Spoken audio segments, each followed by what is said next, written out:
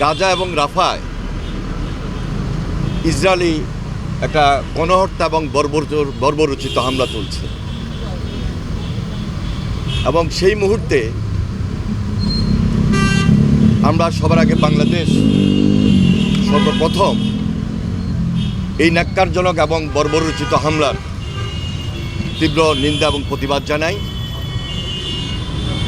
এবং আমরা সম্পূর্ণভাবে সংহতি প্রকাশ করছি। আজকে the world stops for Gaza বিশ্বব্যাপী এই প্রোগ্রামটি অনুষ্ঠিত হচ্ছে।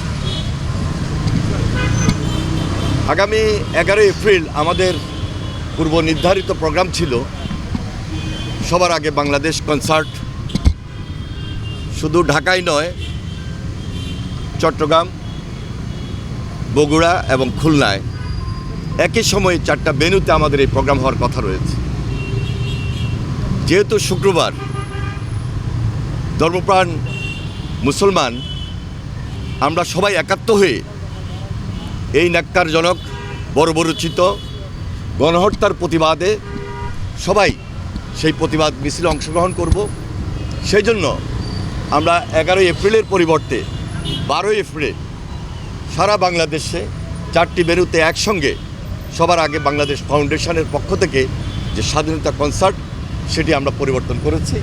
12 এপ্রিল সেটি অনুষ্ঠিত হবে, শনিবার অনুষ্ঠিত হবে।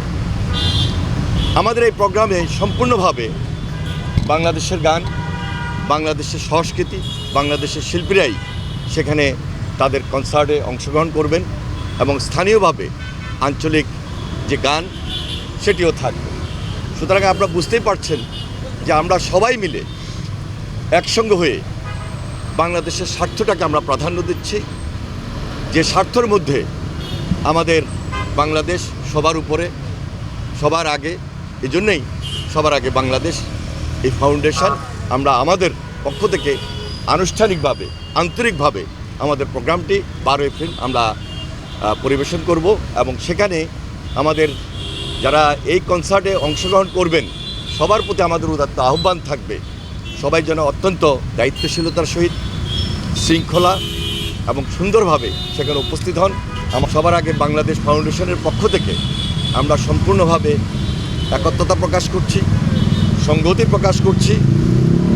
ইসরায়েল কর্তৃক যে বর্বরোচিত হামলা, যে বর্বরোচিত গণহত্যা চলছে সেখানে আমাদের সম্পূর্ণ সংহতি রয়েছে এবং আমাদের যেই সমস্ত প্রোগ্রামে অ্যাটেন্ড করা দরকার আমরা খুব জরুরি মনে করে শুক্রবার এবং আজকে সেই প্রোগ্রামগুলোর সাথে আমাদের সংগতি প্রকাশ করে আমাদের কর্মসূচি আমরা অব্যাহত রাখব।